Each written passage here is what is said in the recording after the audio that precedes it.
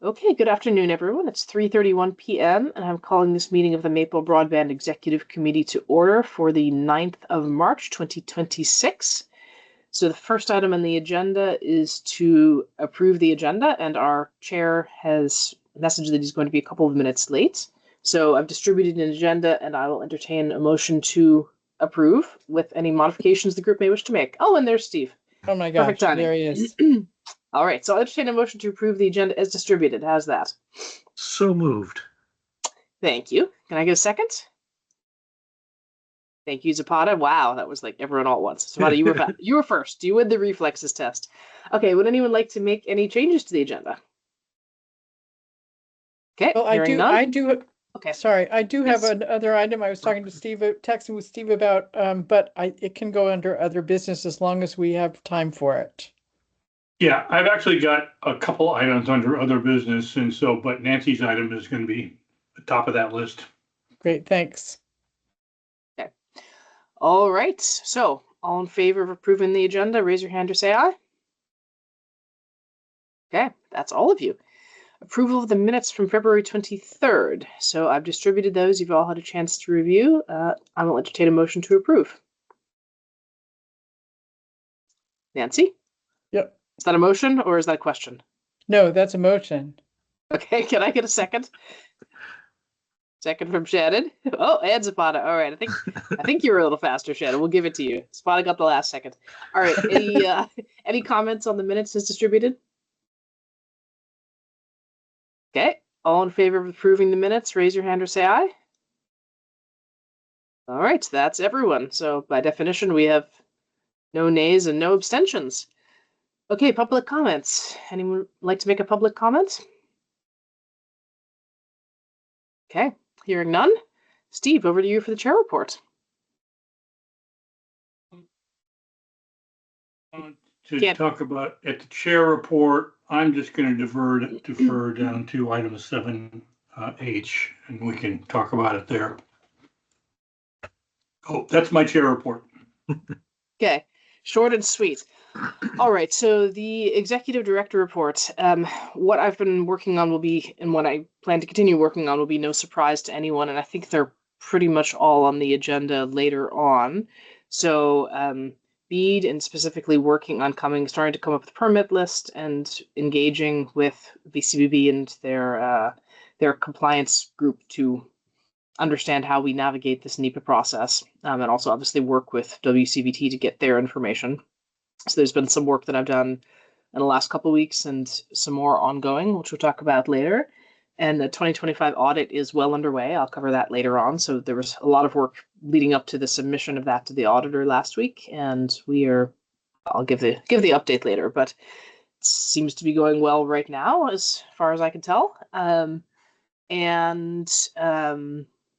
The other thing is continuing to work on the affordability programs and starting to think about the procurement and planning for later this year.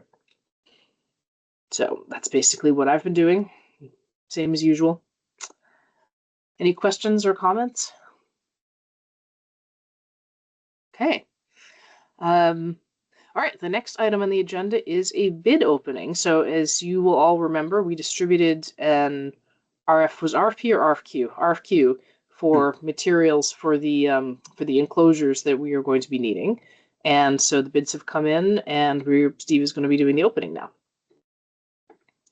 Oh, to Ellie's point, it's pretty much all the hardware that we're going to need for our upcoming work.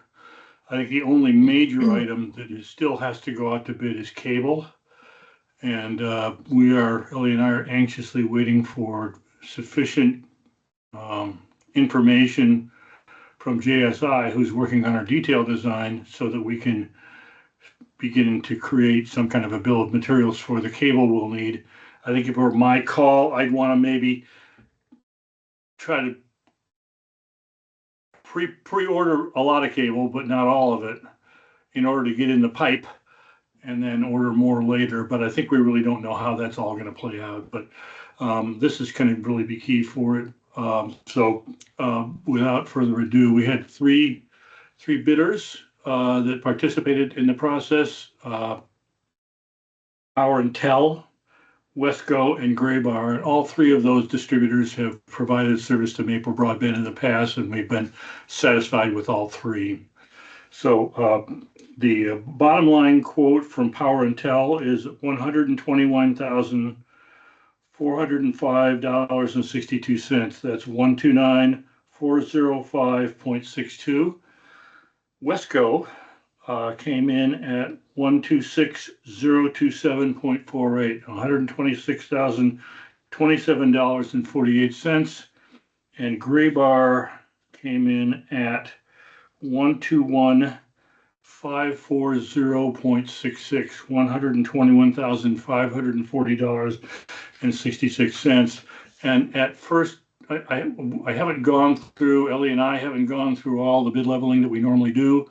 At a kind of a first blush, there appear to be some deficiencies in at least a couple of the bids and possibly missing items.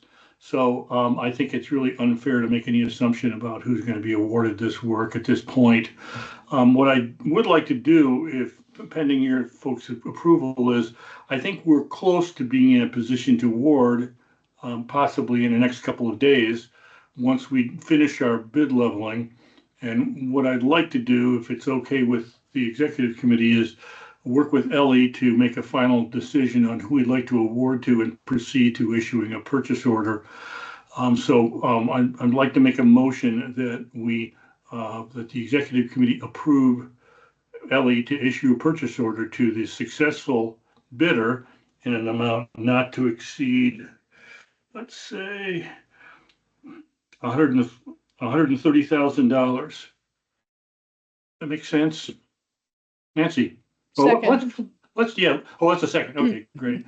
Yeah, thank you, Nancy. Discussion, concerns, issues. Okay, great. Excellent. Adam had one. Oh, Adam. And I think Shannon might too. Do you need to bring this to the full board tomorrow since it's 120,000? 250 is the threshold. Okay. That was basically my question as well, was what are the thresholds? So thank you. I was muted before. What is the threshold again? 250,000 and above goes to the full board. Okay. So it's between 10,000 and 249,999 is the discretion of the executive committee. Under 10,000, you can have two purchasing agents, down to the discretionary purchase threshold of 1,500. Yeah, and I would guess that at such point as we, procure cable, I think we'll fall under that threshold as well, but that remains to be seen. Do you think you'll have the bid leveling done by tomorrow night? Well, we don't. The bids were due on Friday, and I wasn't idle over the weekend. We just leave it at that. So No, I'm just asking, Steve. It's not an expectation. Yeah. I'm confident we will be done with bid leveling by end of day tomorrow. And at that point, I'll reach out to Ellie, which would be Wednesday, and give her my recommendations, and then we can have a conversation and take it from there. Yeah. This is not really related to this. Sort of orthogonally related is that what with BEAD being a new grant award and it's a fixed amount sub award, one of the things that we should have, that Lynn and I have already talked about doing anyway, is having a look not only at our financial policies and procedures, but also our purchasing policy to make sure that it is properly in line with all of the BEAD rules. Having said that, the thresholds as they are right now are based on uniform guidance. So, and I think actually I was looking at uniform guidance recently, and actually the thresholds to require competitive bids are actually higher than what our purchasing policy has at the moment. So I'm comfortable that our policy is, for this particular purchase, within the bounds of what's allowed. I will, however, double and triple check that before issuing a purchase order, just to make sure that if there's some I we haven't crossed, or I we haven't dotted, or T we haven't crossed, exactly that sort of error, that we don't go forward and we make whatever necessary corrections we need to do. Other thoughts, discussion? Yeah. I do want to thank Shannon and Adam for continuing to ask those questions. Please don't stop. Yeah, exactly. Please don't Yeah. stop. Yeah. So all in favor of the motion, please raise your hand or say aye. Great. Thank you, everyone. All right. Thank you. And thank you, Steve, for doing the bid leveling and the chasing of vendors on this one. Much appreciated. Okay, moving on. The next item on the agenda is 7A, the Finance Committee. So the Finance Committee still has not met. And, well, I'll get to the audit in a little bit, but our thinking with the Finance Committee is that we will have them meet to talk about the draft audit as well as review the draft audit RFP. So obviously we've been focused on the audit and not the audit RFP, but that's sitting in my court now to get back to Lynn. So that's the plan. I'm not entirely sure of the timing of that, but I guess I'll just move into the 2025 audit update. Unless anyone has a question about the Finance Committee. Okay. All right, so the 2025 audit update. We submitted most of the required materials for the auditor that were requested last week, Tuesday, and then we submitted the trial balance last week, Wednesday. So trial balance and a couple of other things. We just took a last day to check some of the items and make sure that everything aligned. So from my side, I'm feeling quite good about this, both just in terms of our organization. We've been through this a couple of times now, and also we weren't under the time pressure that we were under for the last couple of audits, and so had a chance to look at it a couple of different ways and make some adjustments ahead of time, some of which may not be material to the audit because they more have to do with our accounting by class or by grant, but it was just editorial comment. It was really nice to be able to have the time to go through it with more of a fine-toothed comb than we'd been able to do to date. And so over the weekend, we received an email from our auditor saying that she'd opened up the portal for us to be submitting items for testing. So basically, we record items in our books, and then for part of the audit process is to request additional backup information about some of those items to make sure that we have the backup for what our books say that we have. So, and I was just saying before the meeting that Darlene, who is our fantastic bookkeeper, she started working on that this morning, and I want to say there's like 15 things in there, and she's finished with all but 3 or 4 already, and it's not even 4 p.m. yet. So Darlene is really amazing. We're so lucky to have her. So I just wanted to say that, and I'm going to circle back with her. I had a quick look, and nothing is immediately popping up that I need to do. Last year, there were a bunch of random little invoices that were like, a recurring Adobe charge or a recurring Microsoft license or something that was sort of a pain. I mean, not a pain, but these are the sorts of things where if it's a recurring charge, we don't upload the vendor invoice to QuickBooks every single month because that's just admin. We know what it is. It's expected. We have a sign-off process. If it's a larger one, then of course we have the supplier invoice, which is coded appropriately. So last year there was some chasing of little things like that, and I didn't immediately see any, but once this meeting ends, I'll circle back with Darlene and see if she needs anything from me. Because Bonnie had requested to see if we could get that turned around within a day or two. Acknowledged that was a tight time frame, but we may well be able to hit her tight time frame, which will be great just to keep the audit marching on so that we can all get it off our calendars and move on to the next thing. So that's the audit update. Questions, comments? As I said, I have no concerns at this point. All seems to be going well, but if we do have any cause for concern, we're not yet at the point where our auditor would have flagged anything, so we'll keep you posted. And I think this is on the agenda for the governing board tomorrow night, so if anything comes up between now and then, you'll be hearing about it then. Okay. Anything else on that? Nope. Okay. Let me go to the affordability programs. I have too many tabs open. Okay, here we go. All right. So the LEAF program, this is the $30 a month subsidy. We had, I believe it was 8. No, there were 7 active as of last month. There are now 8. So there's one more. Yeah, there's one more that's been approved, which is a current customer. One more which has been approved, which is pending network construction, line extension to there. And then there are a number of others that are in the process. There are 1, 2, 3, 4, 5 more that are in process. And the affordable drop program, there are 1, 2, 3, 4, 5, 6, 7, 8, 9, 10, 11 that have signed up for the affordable drop program and are eligible for it. There are a couple that were not eligible, either for reasons of property value or income, or in one case both. And there are actually a number 5, 6, 7, 5, 6, 7, 8. There are 8 who applied for the long drop program that are actually in BEAD territory. So I'm working with London Middlebury on the template emails to respond to these individuals to say, we have your application. The good news is your address is being funded under BEAD. So when the time comes, this drop will be paid for. And it's actually great to have this information up front, because that gives us a sense if people were interested enough to fill out this form, there's a really good chance that they will in fact be signing up under BEAD. And we can make sure that we have that information to see how efficient we can be with the construction of their drops when the time comes. So that's where we are. And London Middlebury, I just approved late last week. They're doing a half-page ad in the Addison Independent advertising these programs. So one of the requirements of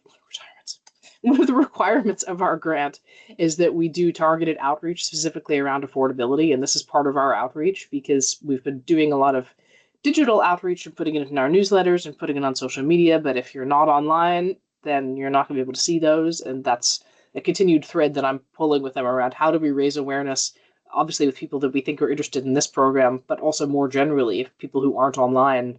We have quite a digital heavy marketing presence, and so want to work on expanding that. Ellie, just a quick question about that.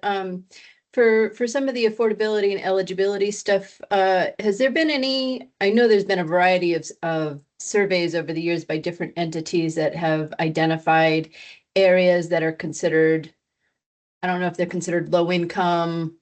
There's different names that they put to these underserved areas or marginalized areas or low income areas, where you could do like a targeted, say, flyer type of thing, to those addresses, or, to onto the doors or what have you. Are you saying that of such research about where we could find that? Because that's actually a question that I've had. So so CVOEO, as you know, is doing our verifications, and one of the things I want to speak to them about is, because we talked about this up front, is raising awareness of the program, because it's kind of they don't want to cross a line, nor do we want them to cross a line of actively promoting our service, but letting people know that it's available to them if they're interested is absolutely something that they've been willing to do. But in the FCC world, there's something called digital redlining, which is where you're not allowed to be excluding areas for reasons of low income.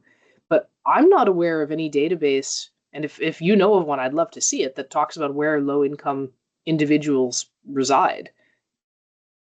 So yes and no. I know just enough to be slightly dangerous. There are some federal programs, and I'm going to have to cross-reference with some folks to get that information. But then there's also the programs for the healthy homes programs, where there's been households that have met eligibility for, say, replacement septics or replacement water due to income. How that's determined, I'm not exactly sure, but that would be public information. And there, some of the designated areas, I think, were cross-referenced. I'll get you more information. Thank you. That's amazing. The more information you can give me, then I can work with London Middlebury or directly to do outreach into those areas if we have service. Because the other challenge we have, of course, is that we can only offer this where we have service or where we will have service. And yeah, I just don't know the degree to which there'll be an overlap. Because if I just think about our district, some of the areas I would imagine some of the lower income individuals might reside. I mean, some of them might be in Virgins, some of them might be in parts of Middlebury that we aren't in. But for example, there are a couple of areas that are served by Comcast there's a mobile home park right off Route 7, which is not eligible for us to build with mainline because they're all considered served by Comcast. So we go right past the outside, but we're not allowed to put the main line in the park. And so, but anyway, that's just generally the challenges that we have of trying to make all the rules of the different programs mesh together. But I would, if you have data that you can give me, I would love to receive it. Yeah, let me see what I can dig up. Like I said, I know just enough to maybe be dangerous to ask the questions. Yeah, exactly. Because I mean, obviously, for all of these things, it's sensitive matters, and so it's you want to make sure that whatever we're requesting is in fact public data and not someone's proprietary database, of course. Yep. Yeah, Nancy. I should have asked this before, but is the LEAF program and the Affordable Drop program, are those programs that are eligible for the parts of the county that are in WCVT territory? The LEAF program is only for our own subscribers because we're the ones subsidizing it. And Yeah. the Affordable Drop program, WCVT also got an Affordable Drop grant. And I'm not entirely sure the details of how they're spending it. I think they were probably, because I mean their policy is that they pay for the drops, and so Anyway, they presumably right, they pay for them they anyway. presumably put in for some of their high cost drops as an eligible provider. But I don't know the details. Some of that might be in the public record as part of what was the public part of their grant application, Okay. which would have been the October 2025 board pack if you want to go look. And while we're on the subject, still have not received our grant agreement, but it has been promised to me soon. Wow. I mean, oh. Jeez. Okay. Anything else on affordability programs? Okay. All right. Moving on, Vacuda and VCBB update. I think I told you the last time that Vacuda had finalized the scopes of work for some of the things that were going to go out to bid, and I believe those RFPs are in the process of being drafted in priority order, and so working on getting those out. We had a very interesting call on the basics of AI this morning with Terry Dorsey, he's the chair of Southern Vermont CUD, but he also happens to work as part of Microsoft's AI safety department, which is pretty interesting. That came up sort of organically. So we had a nice intro to AI and how AI works talk, which is recorded. And he did say explicitly that if anyone has any interest in listening to the recording, it's open to anyone and everyone, whether CUD related or nieces, nephews, whatever. So if you want access to the recording, either for yourselves or for anyone in your circle, then feel free to ask me. And I suppose to anyone listening to this recording, same thing. info@maplebroadband.net. Steve. Yeah, if you could just put the link to that recording in the chat, that would be appreciated. Well, I don't have it yet, but I will send it to the executive committee. Okay. Thank you. Yep. And then the other thing is tomorrow morning at 11 o'clock, we are having an onboarding welcome call with the Wireless Broadband Alliance, which is a multinational trade association. It's called Wireless Broadband Alliance, but they mainly focus on Wi-Fi.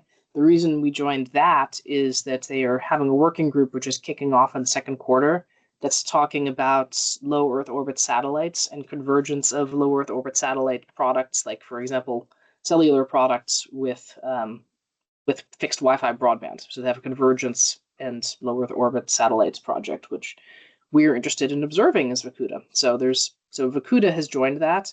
So that annual membership is paid for with Vacuda's grant funds. So through that relationship, if anything relevant comes, I will let you guys know. Okay, so I think that's it for Vacuda updates. VCBB.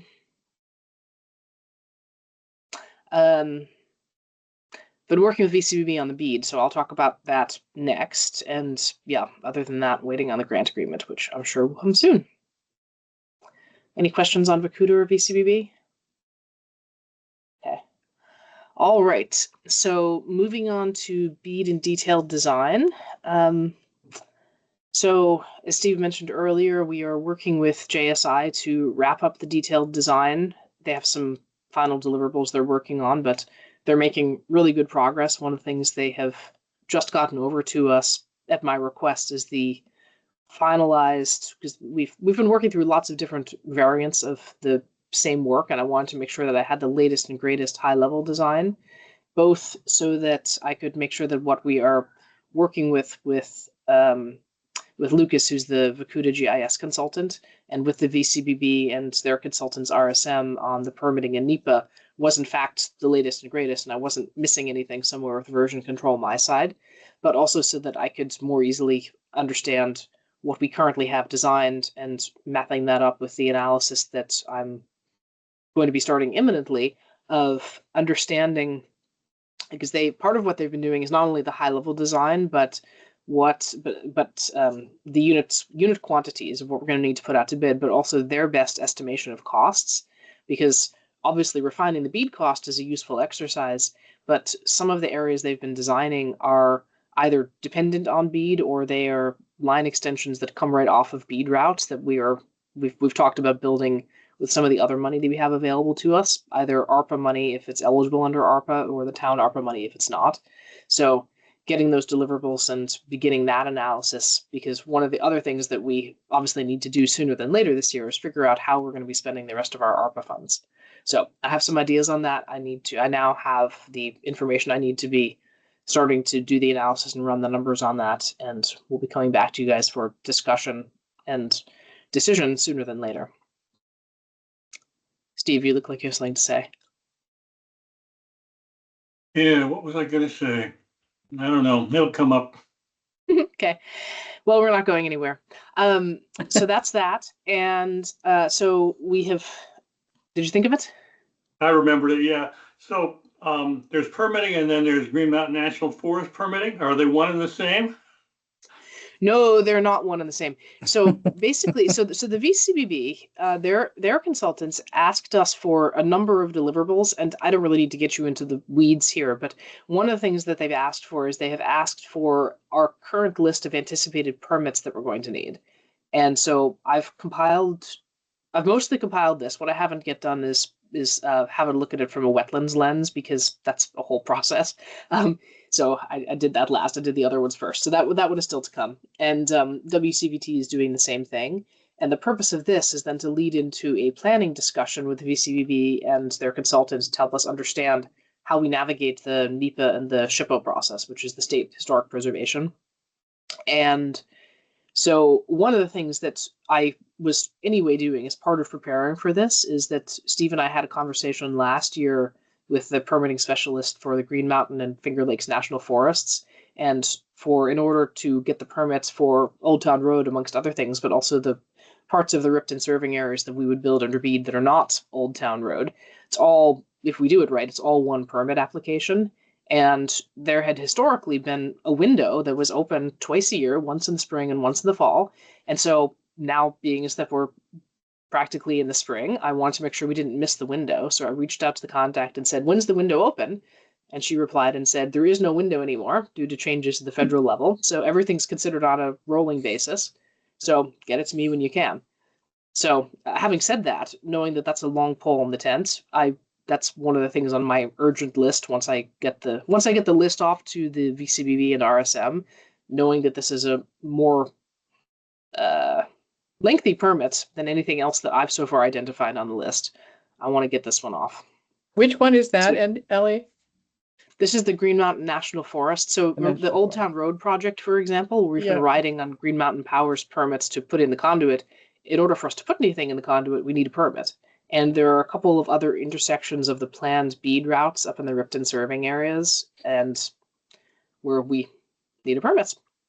So that's good news, because it means that there's no window date that we might be missing for whatever reason.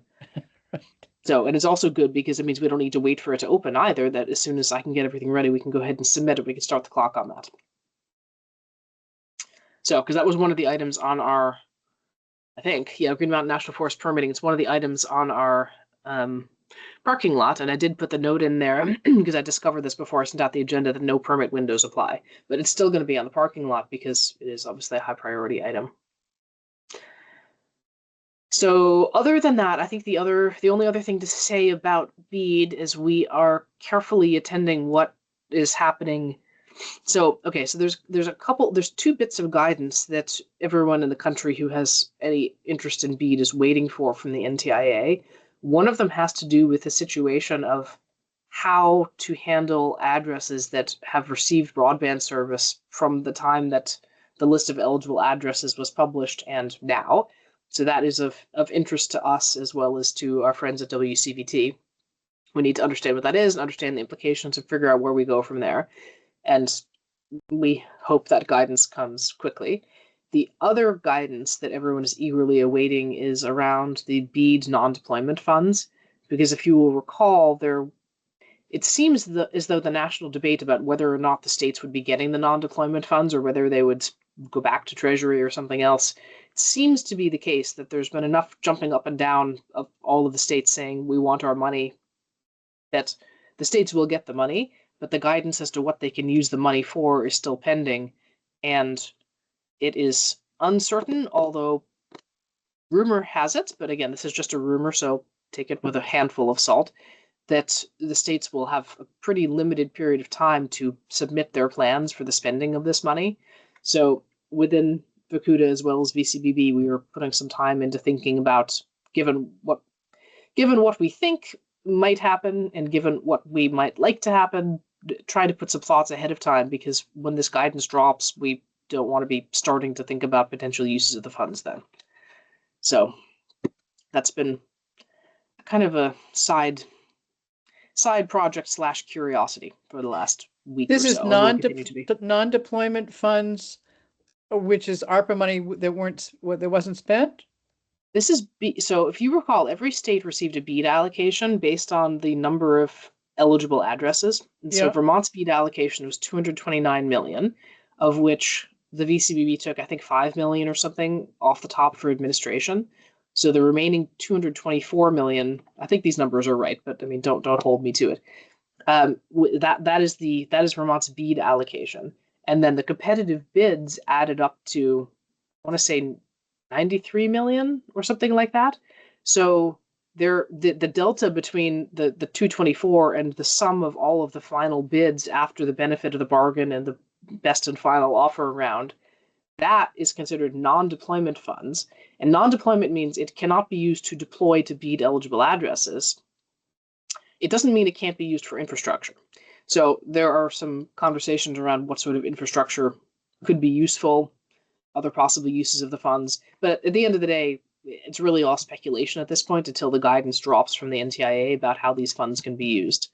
And obviously, I say it's obvious, obviously they need to be constrained by the original statute, which is the IIJA, which outlined the things that the funds must be used for, mustn't be used for, which I haven't even read in ages. But the original idea here is that this would be used for redundancy, resiliency of infrastructure, and digital equity. Hence, Broadband Equity Access and Deployment Act. Of course, the current administration is not so big on the digital equity side, which doesn't mean that there couldn't be some other uses of those funds for skills building or rural economic development, as long as it's not digital equity, right? And being where we are in Vermont with an aging workforce and high healthcare costs, telehealth. I mean, you can imagine the ranges of solutions that could potentially fall under the eligible uses of these funds that would actually tick the boxes of what is interesting to the state, what is potentially valuable as additional revenue streams to CUDs or other eligible entities, however that's defined, and the NTIA. Wow, that's a lot of money. I know. Yeah. Steve? Yeah, I'm a cynic, and so what I've been watching about this is a lot less promising for us in terms of the non-deployment funds. A couple months ago, a statement came out of the White House that if there's any movement on the part of any states to deploy any conditions or rules around AI deployment, that they would lose their non-deployment funds.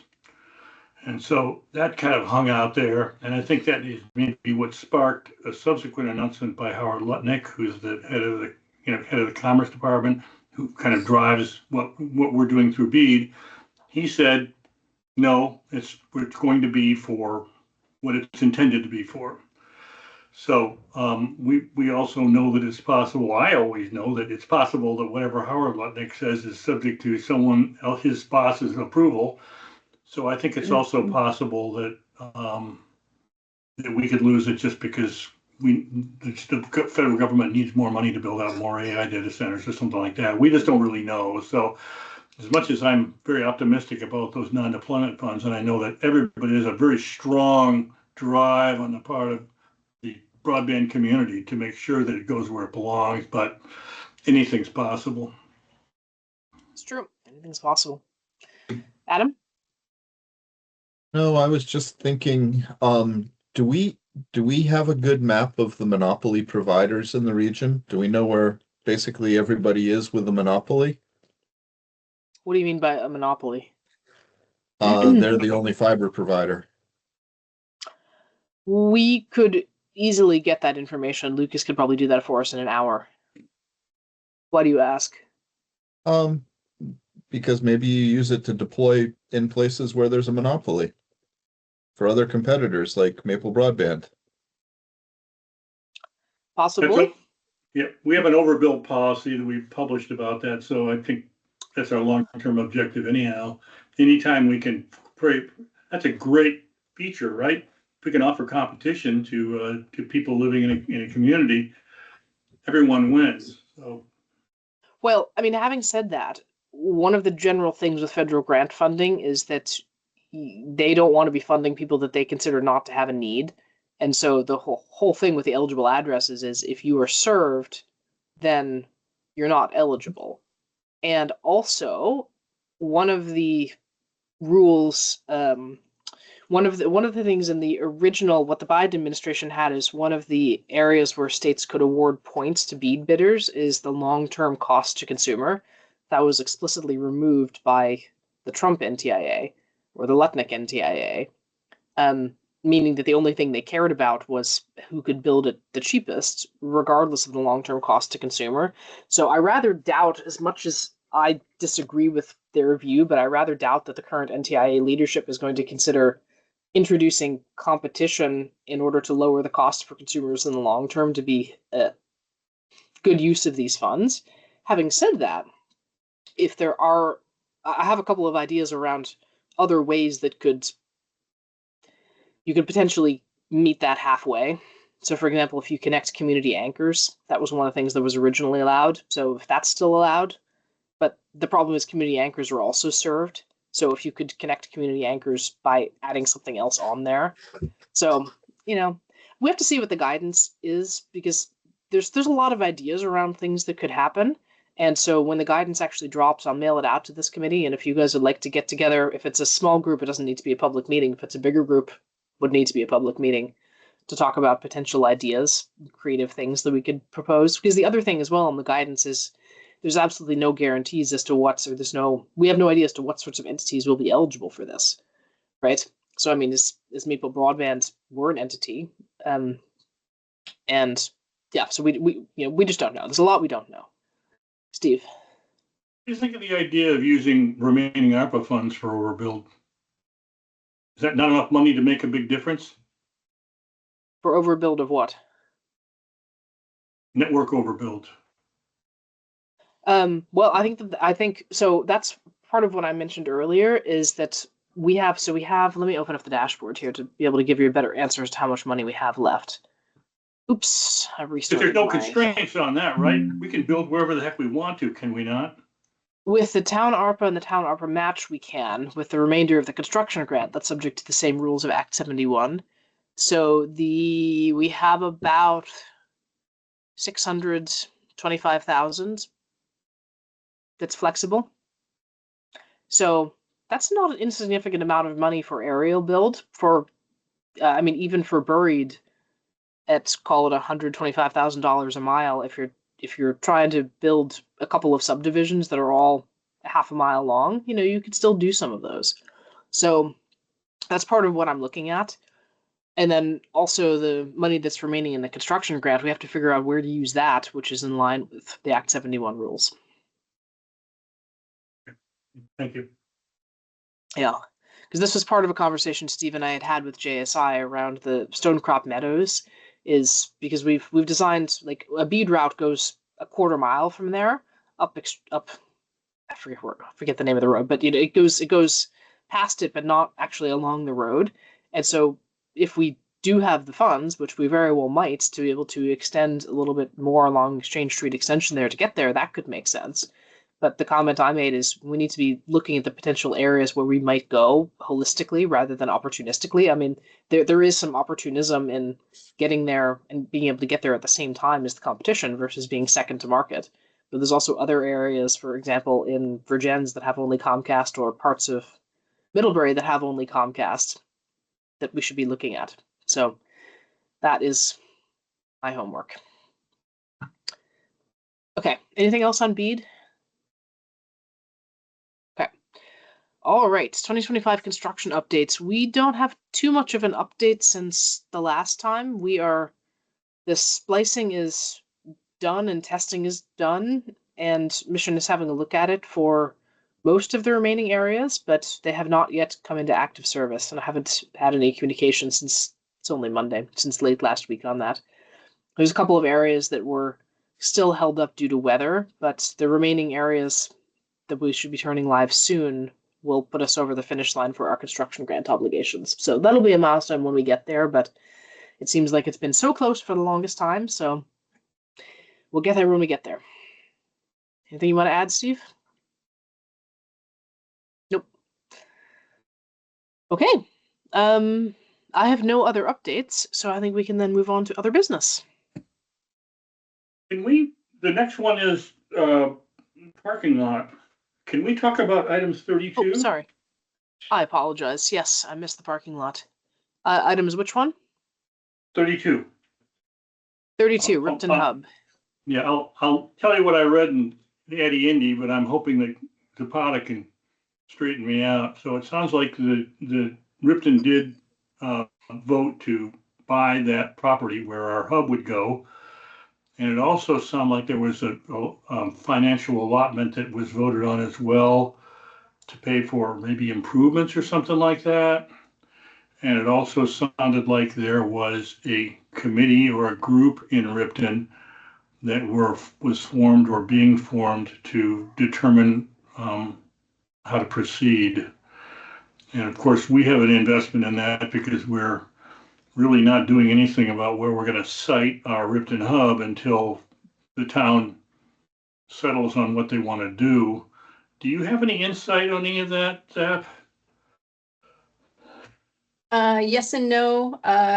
So yes, we're acquiring the property. The town voted for $70,000 for maintenance, repair, keeping the lights on, etc. The committee is being formed, primarily headed by Laurie Cox, who is our former select board chair of the select board. She just retired, stepped down from her position after 40 years. So she's got a pretty good handle on the direction that we're going. It sounds like the likelihood of the town offices being moved there is pretty high. And then a few other ideas that were kicked around with things like developing a library and then renting out some of the space as well to offset costs. The town would not be entertaining the idea of selling the property for at least 5 years because otherwise the town would incur the debt that exists on the parcel and on the building. So for right now, I'm going to say that the town owns it. There is a new chair of the select board. Last name Brooke will. I forget her last name. That tells you how in line I am. But I voted for her. I actually met her. She's nice. And yeah, I looked at the trees, Steve, and they're probably about 80 foot tall.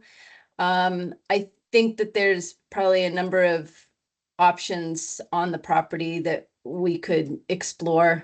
And I don't know what the intent is for the recreational fields. I do think that they are potentially entertaining renting space for perhaps something like a preschool or others. So maintaining the playground and the area around the playground, but I'm not sure about the overall recreational fields. I guess part of what I was wondering is, if they're kind of kicking around a whole bunch of options of how they kind of lay things out up there, and assuming they do, it's a long-term solution. Do we need to have a, They're not. They don't have any specific plans with like increased build out. That's Laurie Cox has, I'm gonna say pie in the sky. She's awesome.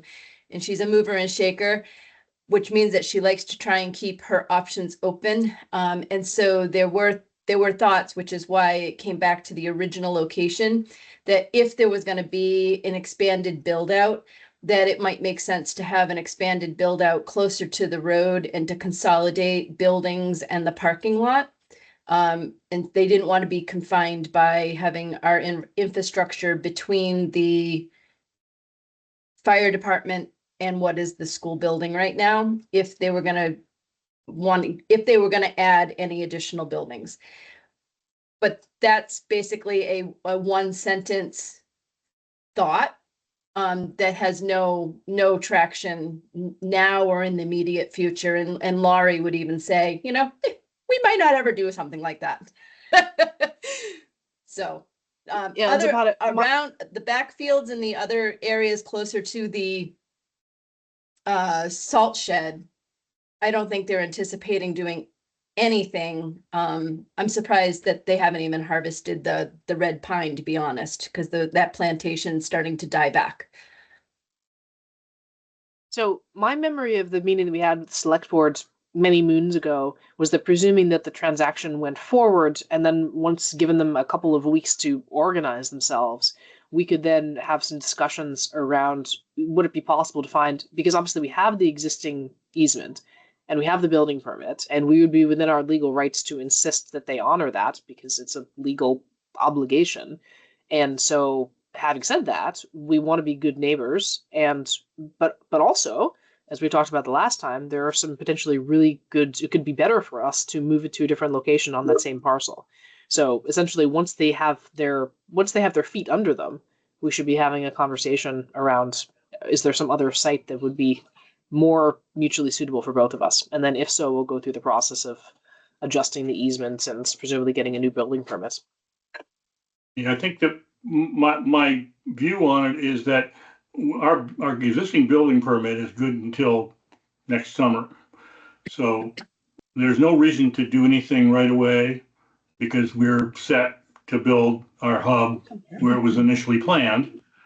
And then at some point in the future, I guess what I'm thinking is Ripton needs to know that they can't take forever to make a decision. The clock's ticking on it.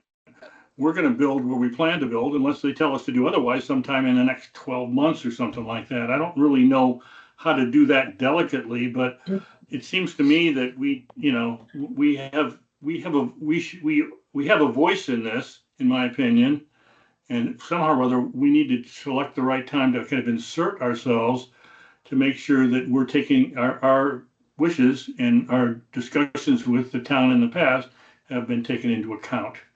Yeah, I don't anticipate that being a problem, just even reaching out to Laurie, because she's made it very clear that she wants people to be involved. And was constantly saying, we want to put together this committee, we want somebody to look at this, we want somebody to look at that, like let's everybody get involved. And so I think reaching out to her and just saying, well, hey, congratulations.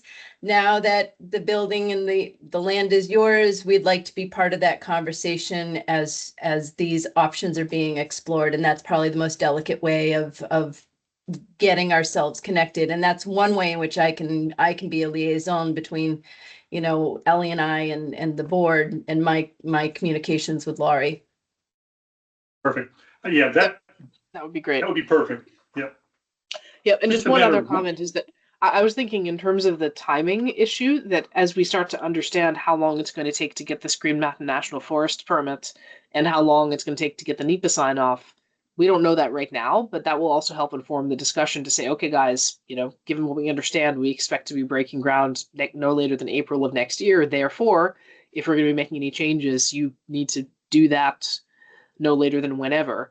right? And part of that as well is going to involve if there's any sort of environmental review that needs to happen with the siting of that. So we need to, I think that was my idea, is that working backwards from the critical path, like the existing critical path, can give us the information we need to be able to give an appropriate expectation of by when they need to make a decision in order not to be holding up our schedule. Nancy. And if that red pine you referred to is the very red pine that we were worrying about at our last meeting, right? That falling down on our hub. Was that was that red pine, Steve? I think so. Yeah, it's a Well, red so, I red mean, if pine they wanna- if plantation they that wanna- surrounds the entire Yeah. school. If it needs It's a- to, if some of it needs to come down because it's dangerous, we could probably help with that. Yeah, we could, to Zapata's point, we could spot our hub someplace where it doesn't care, it doesn't matter about where True. the trees are. For Right. example, if we put it in the shadows of one of the existing buildings, just a few feet away from an existing Right, building, right. no longer an issue. So I think Right. that's all relevant. It might be I better think- anyway. Yeah. Oh, for sure, for sure. Less expensive for us too, which is all good. Can we? What do you think, Ellie? I support your proposal there that we kind of get our arms around what happens up with the permitting up there, and What's then the at that next point step? we got some detail to communicate to Lori Cox. Maybe at that point you and Zapata figure out how to get involved in a meeting or send her an email or communication or whatever, just to kind of get our foot in the door. Well, Like, I I'm think thinking Zapata could maybe write that end of- mail. Yeah, I think What, Zapata Ellie? could write that mail now to basically say, hey, congratulations. And obviously, to follow up on our select board meeting from last year, we want to be involved at the appropriate time.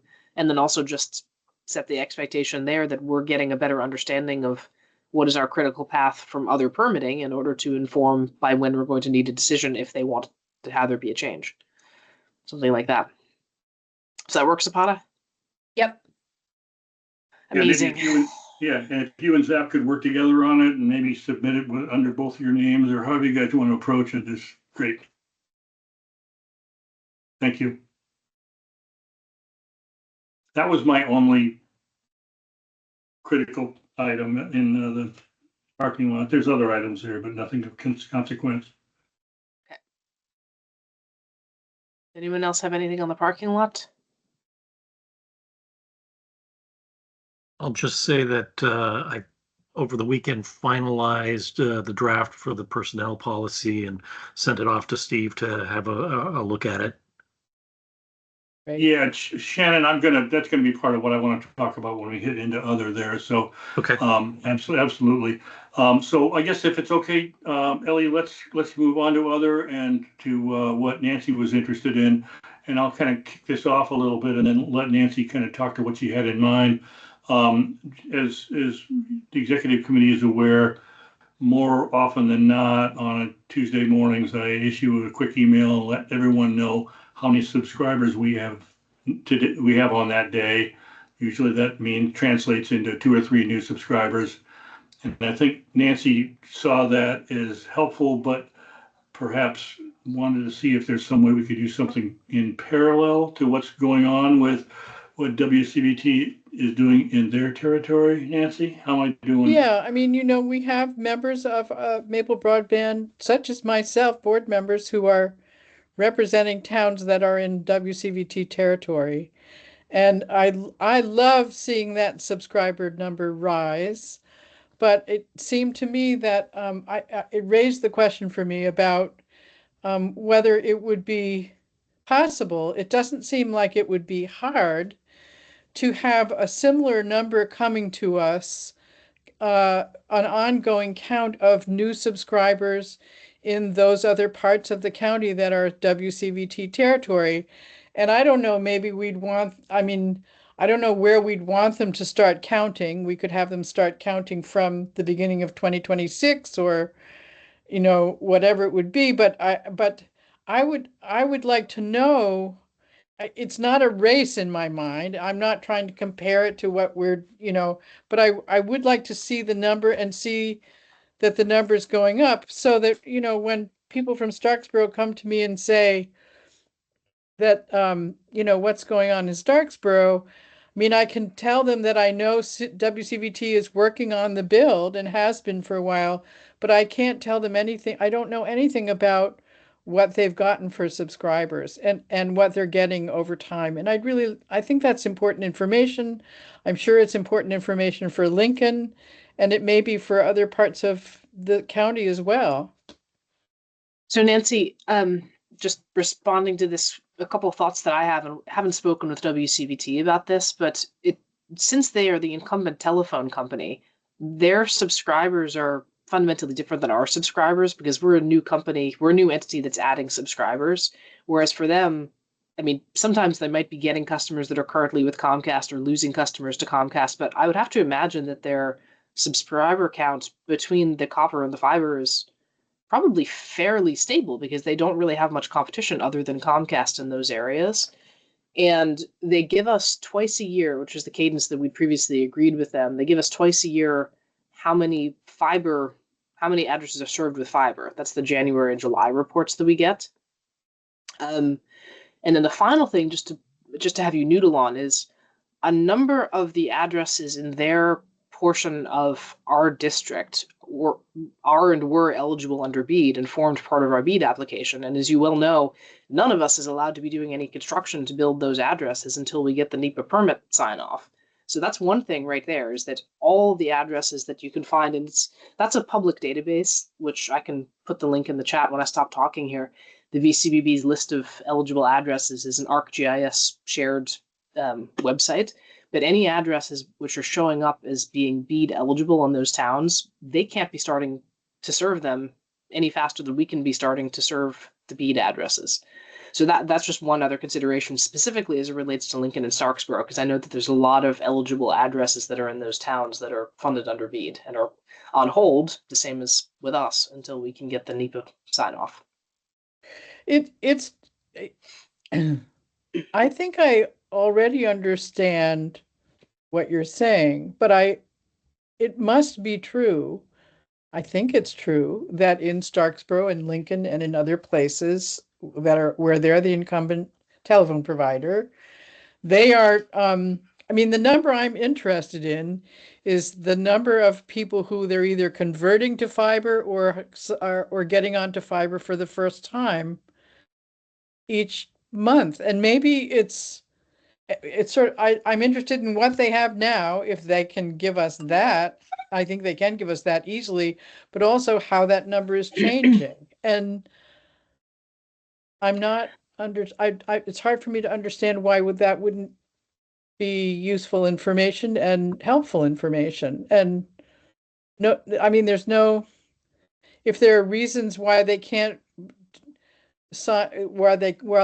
why they can't hook up people in this place or that place because of BEAD, that's fine. We've got the same problem over here, but still, I mean, we're in some sense responsible for making sure everyone gets service. And I'm I know people in our town are very interested to know, who's getting hooked up and where they're doing installs and who's transferring over to fiber. I think people would like to know over time, in kind of real time, the way we know. I think my worry about this, Nancy, is it's like comparing apples and oranges. Because what WCVT has thousands and thousands of subscribers that they've had for 100 years. And on occasion, they may be converting some of their subscribers from copper to fiber, but it has no resemblance to the pace or the basis for the way that we do construction, because we're building net new. There's nothing there now, and we're building it. So are you thinking that they're not? Are you thinking that they're not converting people? Yes. As I would resist showing side by side our number with WCVT's number, because they don't. That doesn't sync. You can't synchronize those. It would probably lead to more confusion than it would on anything else. I'm not really looking to compare. I'm looking to see what's going on in those places. It's not a contest in my mind. I think what we decided when we first set this up was we wanted to mostly leave WCBT and ourselves to do the construction work that we needed to do. But in the interest of transparency, we arranged semi-annual reports that were delivered to the governing board, including all of our member towns, on our respective progress. So we're doing that today, but we're also not getting under the wheels of all the work that WCBT is doing, because we want them to be free to do construction and maintenance that they're doing. Yeah, So the apples to apples comparison is the number of passings that have access to fiber. So that's what we report twice a year. And the other, and I don't know this for a fact because I haven't asked Roger about it, but they might very well consider their subscriber count to be commercially confidential.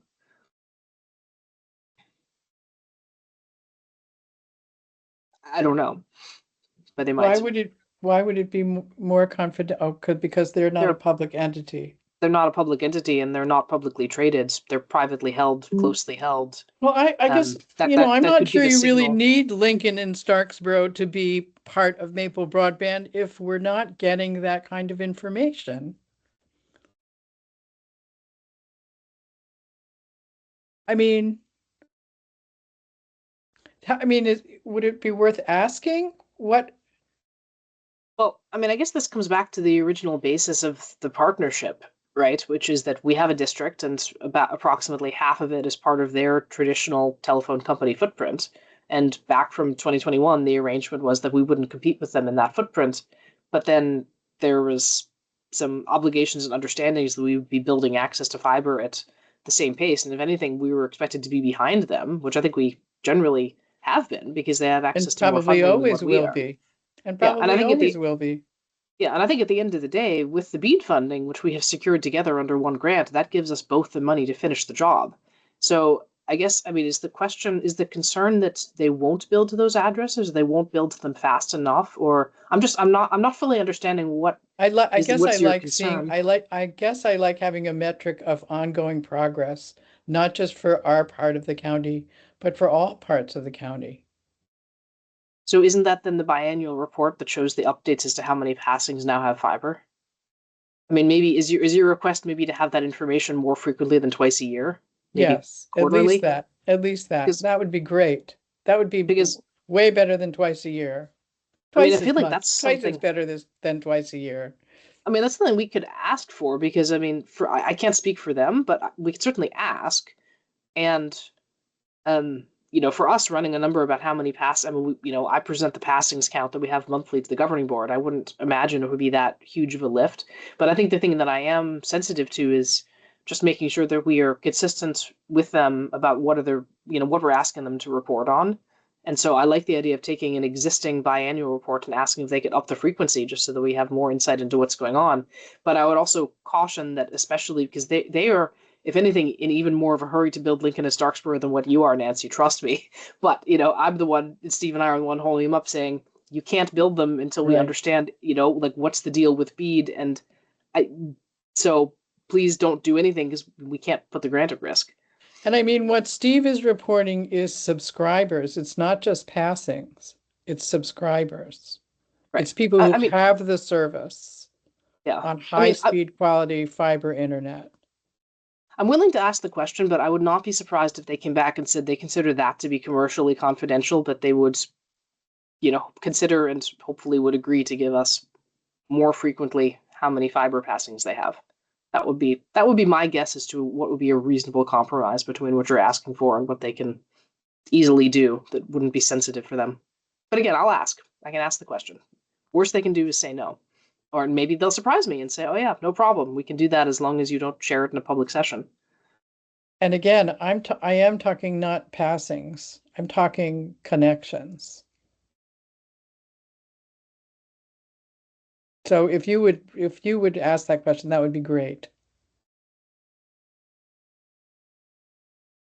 Let's move on. Okay. The other item that I would like to talk about a little bit is kind of to some degree help me and Ellie prepare for tomorrow's governing board meeting. And I'm going to probably do this out of sequence, but I think we'll probably do is this. So, as you know, we're going to review a survey that we performed with our governing board members, and it seemed pretty evident that we've got a really good option that for what day we might hold our governing board meetings rather than the day that we're currently holding, which is the second Tuesday of the month.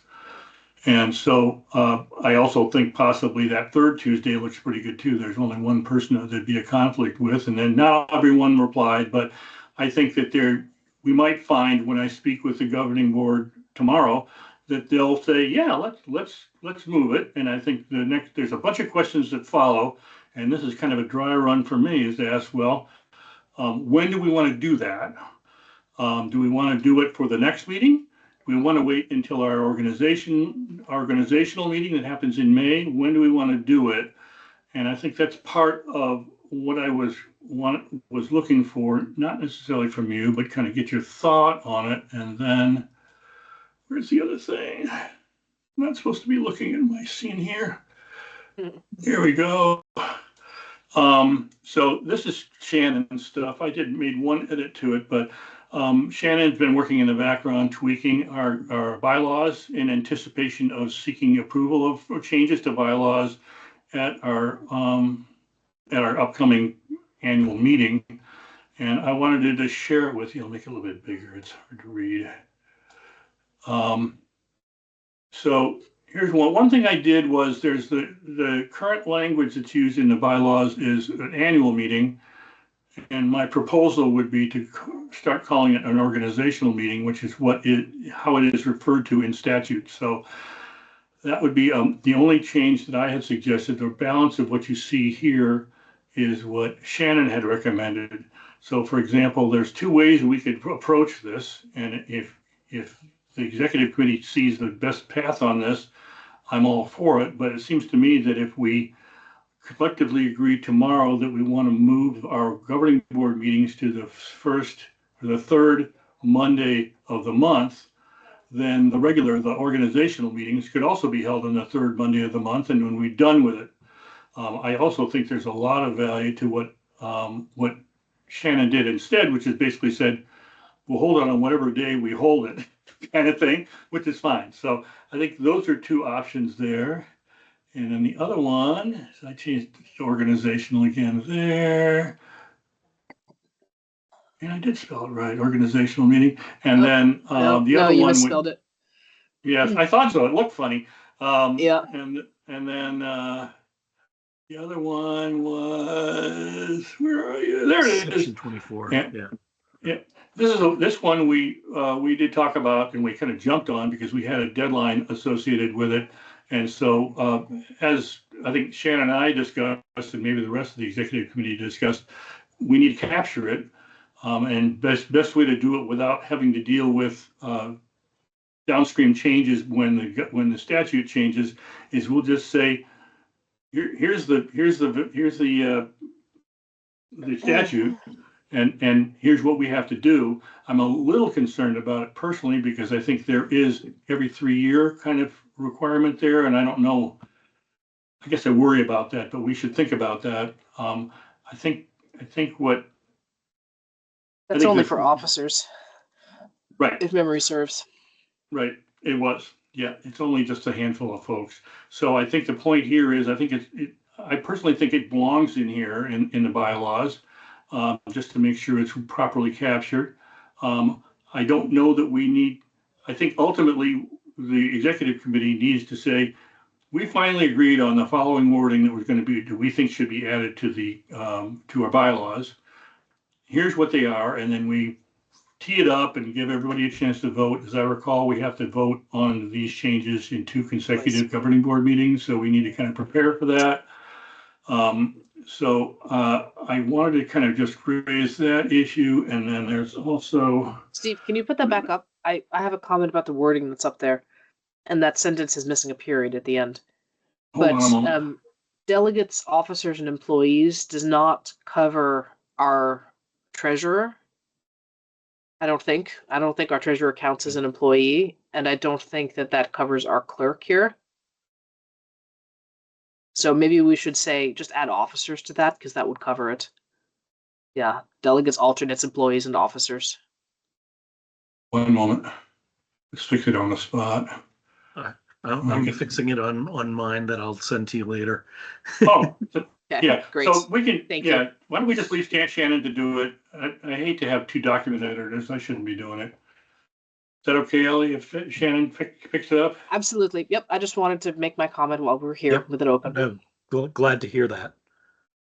And I'll go back through and make the changes for the annual meeting to the organizational meeting throughout as well. That's not a problem. But remember to spell it right this time. Yes, okay? yeah. Okay. I got you covered. Thank you. And then conflict of interest personnel policy. And then there was another item that I don't know how much this has been socialized, but Shannon and I have been kind of going back and forth on this. Well, there's also, as part of this, there is the personnel policy. And I get a sense that we're ready to release that. I guess what I wanted to seek in terms of the opinion of the executive committee, I don't think we need to put this in front of our governing board, but if we do, how do we want to do that? Do we want to present this for approval by the governing board? Any thoughts there?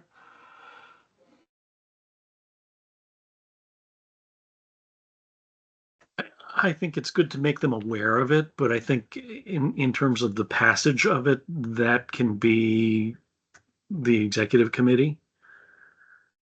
How's that sound to everyone? I think that's consistent with what we've done in the past. The governing board updates. I mean, if you look at the bylaws that you just had up there, it has a list of reserved items for the governing board, and policies is not among them. So Correct. passing new bylaws is, and like taking on debt and passing the budget and hiring and firing the executive director. But I don't. Yeah, I think that's my read. Unless it's on the list of reserved items, I'm pretty darn sure it isn't. Then that's appropriate to tell them, but not ask them, because you don't want to start to get into design by committee. Does that make sense to everyone? Yep. One other related item that I don't know if you were about to talk about is as we were doing the personnel policy, Zapata especially raised some questions about, hey, okay, some of this pertains to employees. What about aspects of it for the executive committee or other delegates and alternates? And that's more of, there are large parts of the personnel policy, the draft personnel policy, that wouldn't apply. But there are parts, especially like Chapter 12, which talks about, it's almost like a code of conduct that maybe we want to look at for delegates and alternates. And so I'm going to use that Chapter 12 as the starting point, but then wanted to add in other things like attendance or whatever else we need to do or want to add to that attendance, meeting, participation. You guys tell me, and I'll find a way to make that happen. This was kind of new to me, and I haven't been participating in the personnel policy. And I think we should do whatever we think we should do. I guess the only thing I don't know is do we collectively agree that there's a need to add some content regarding code of conduct or whatever we want to call it? Does everyone think that's a good idea? Then absolutely, let's go to town on it. Well, I mean, if Shannon, are you saying you're willing to take a stab at it? Yeah. And so, I mean, that would be great. If assuming we do need one, it might be short.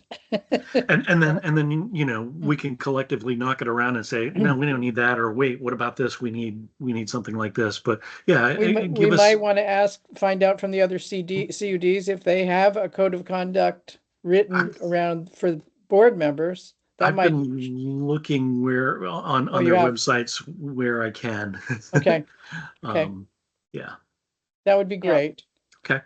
I wonder if we can go back to the first item that Steve was talking about as far as the dates. for our governing board meetings. And my suggestion would be that we decide here tonight what to recommend rather than go to the governing board with an open question. And my suggestion would be that we recommend that we change our regular governing board meetings to the third Monday. Steve would get to show the chart that he's created and collected data on for as a reason for choosing that date, and also suggest that that we begin in May, I guess. We would begin at the next meeting, and it would include the organizational meeting in May.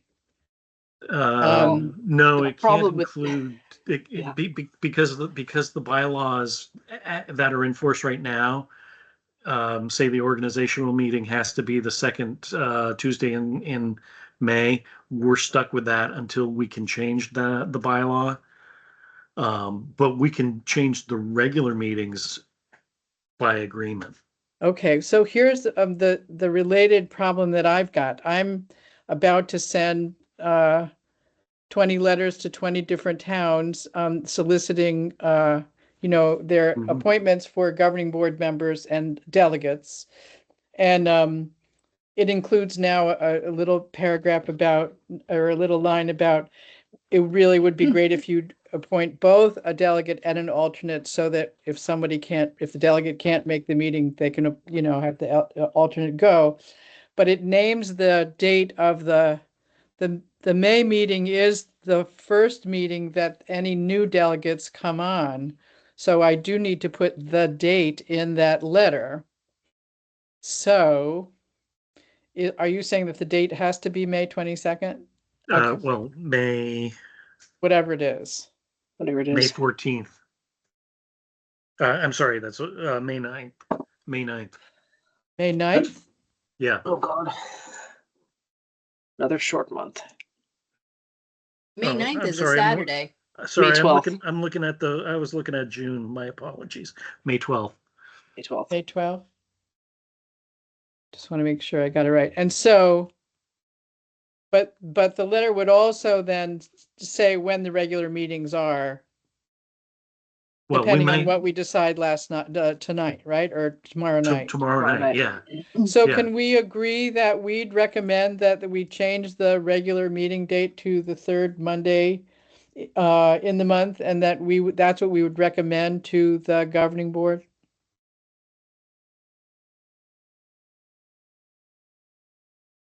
The only Hello? the only You want to thing make a that motion? the I the only make thing go ahead, I was Shannon. just going to say, this meeting would potentially conflict with the governing board meeting, depending upon when we hit the on Mondays, because we go until, well, no, it'd be right after. Oh boy. Okay, never mind. Never mind. Although I Never will mind. say I'm going to take a bathroom break in between them. Yeah, seriously. But yes, I mean, personally, I would prefer to have the meetings back to back, because I'm already committed to being here. And so I'm just going to stay that much longer. It becomes much more challenging for me to try and make it in front of my computer, On 2 another days time. in a row, right at 3:30 or 5 o'clock. So Yep. I would make a motion to approve the third Monday of each month for a governing board meeting, following our executive board meeting. Second. I'm sorry, now I'm confused. No, you got it right. Yep, that was what you wanted to move, Nancy. So it sounds like all four of you are in strong agreement. So So we're we going to, I see what you're saying, is that we would, the letter would talk about the third Monday, well, would get the board to agree to the third Monday of the month, and that the first the organizational meeting of the new term would take place on Tuesday, May 12th. For this Correct. year, yes. But I mean, the motion on the floor is that the recommendation of the executive committee to the governing board tomorrow is to change the monthly governing board meeting to the third Monday of the month, 5 to 6:30 p.m. And then the implication then is that the bylaws will need to be revised to amend the annual meeting. to accommodate that. And then that will be presented to the governing board at the next two meetings, which is April and May. And then the May meeting will just be back to the Tuesday. And Shannon's wording for the organizational meeting is it happens when we establish that. So we can leave it open, not have a specific day if we want. I think it's worded correctly to cover that, in which case, following our meeting this year, we'll probably just have our organizational meeting on the third Monday. Yeah, Exactly. You don't need to change the wording there. Let's just leave it wide open, right? Right. I'm sorry, this, but so for this proposal, for this year, what happens on Tuesday, May 12th? For this year, we have the organizational meeting on the second Tuesday of the month because that's what our bylaws dictate. And I call it an organizational meeting, or I call it an annual meeting? Annual. Yeah, for this year, you say annual because that's what the bylaws say currently. Yeah. So I just want to say we have a motion on the floor. We should probably vote on it and then move on. So, the motion on the floor is to recommend to the governing board that the meeting be moved to the third Monday of every month, 5 to 6:30. So we have a motion and a second, multiple seconds. All in favor, raise your hand or say aye. I have a question about it. Sorry. Starting when? June. Well, I think that's the next discussion. So the first thing is, do we recommend this change, and then the second thing is starting when. Okay. Well, because so let's vote on the change. The starting when would be part of our recommendation to the governing board tomorrow night. Okay, well, you can make it part of the motion then. So the suggestion is that it be starting in June. Is that a friendly amendment? I'm trying to be friendly. Would someone like to second that friendly amendment? I'll second that friendly amendment. All right. All in favor of the amended motion, raise your hand or say aye. All opposed? Or do you have a question, Steve? I'm abstaining. I just think this is crazy, so it's fine. I'm abstaining. It's fine. Okay. So we have 3 in favor and 1 abstention. So the recommendation from the executive committee to the governing board tomorrow is that the governing board meeting effective June of 2026 be moved to the third Monday, 5 to 6:30 p.m. Good. Okay. That was fun. So I hate to jump ahead of things, but so we have some changes we want to do. Shannon, I don't know if we've memorized the bylaws any better than I have. We have to vote on the bylaws changes 2 meetings in a row. Is that true? I'm reading the amendment clause right now. Amendments to the bylaws must be proposed and warned by written notice to all members before or at a regular scheduled meeting of the board, and to become effective must then be adopted by 2/3 of members present and eligible to a vote at the next regularly scheduled board meeting. So yeah, we have to do it twice. Okay, so that means that here we are in March. So basically, we need to all vote on this at our next governing board meeting in April. Tomorrow. Well, we'll tell them tomorrow, and then you'll circulate the revised bylaws because to be voted on in April and then May. Exactly. They haven't seen anything yet, so they need to see it before. We can't just say, "Oh yeah, we want to do this," so we need to present it. So we'll have it ready to present, and then they can vote on it in April and in May. But in the meantime, they've been put on notice that starting June, we'll be meeting the third Monday of the month. So when we do finally approve it in May, then we're good to go and it's binding. Exactly.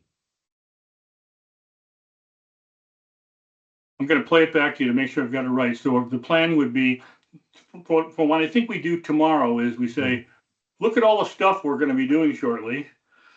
Here's a heads up on it, and maybe we can even send, updated revisions to the bylaws the following day and say, here's what we have in mind. We'll be voting on it at our next governing board meeting. Exactly. Okay, and then we'll finalize it at our organizational meeting or annual meeting. So I guess if that's okay with everyone, then let's also sort out the question of organizational versus annual. I lifted organizational from the bylaw, from the statute. So, but I don't care. But the bylaws currently say annual. Yes. So, okay, because I have to write it in the letter to the town clerks the way it's written in the current bylaws. So Correct. it's an annual meeting to me. It's an annual meeting right now. I'd tell you to continue to call it an annual meeting. The organizational meeting was the first one you did when you created the organization. And now you're basically renewing it and it's an annual meeting. That No? works for me even better. Well, I feel and like it's more it clear. makes sense to people. Yeah. An organizational meeting, you're like, what? And if you Well, go, it's oh, it's an interesting- annual meeting, you're like, oh, of course it is. But a school board, it's interesting because a school board holds an organizational meeting. It's their first meeting after town meeting when new board members have been elected. Okay, so I think that's all of it. I think what we decided was we're going to ask Shannon to cook up some language regarding some kind of a code of conduct that we can review at our leisure in coming meetings. Yeah. And that the personnel policy, I think we probably just need to distribute to the executive committee now or tomorrow or whatever, Okay. and then put that on the agenda maybe for our next meeting Mhm. so that we can say, yes, it's fine, or make changes or whatever we want to do, and then get that done as well. Does that make sense to everyone? Okay. I just wanted to point out we have a delegate participation policy. The closest thing we have to a code of conduct is in that policy. So you, just in case you weren't aware. Yeah, I'll take Start some there. of that and dump it into the other parts. The other parts are, the chapter I'm talking about in the personnel policy are, like sexual harassment and, arguments and all of that sort of stuff that we shouldn't have to babysit people for, but we end up having to. So, Or bullying behavior, Exactly. intimidation, that kind of Yeah. stuff. precisely. Okay. Thank you for taking that on, Shannon. Does anyone have any other business? Can I quickly do it for a third time to make sure I don't get anything wrong here? I think what we're going to do tomorrow night is we're going to recommend to the governing board, and I'm sure they'll agree to it, that we move our governing board meetings to the third Monday of the month, and that we're going to propose that in order to get everyone an opportunity to prepare for it, we're not going to hold those meetings at that time until the June meeting. So in the interim, we're meeting on the same date that we have in the past. And then we'll talk a little bit about personnel policy and some stuff like that. So, okay, that's all I had. Thank you. Okay. Any other business from anyone else? Okay, well, we're finishing right before 5, so that works out well. So I will see you all hopefully tomorrow night at the governing board at 5 o'clock. And our next meeting here is the 23rd, I believe. 23rd of March. Mhm. All And right. I just want to confirm, Steve, that I will not be sending any of the letters out until after tomorrow night and make sure that we've all agreed on the. Good idea. Okay. Yep.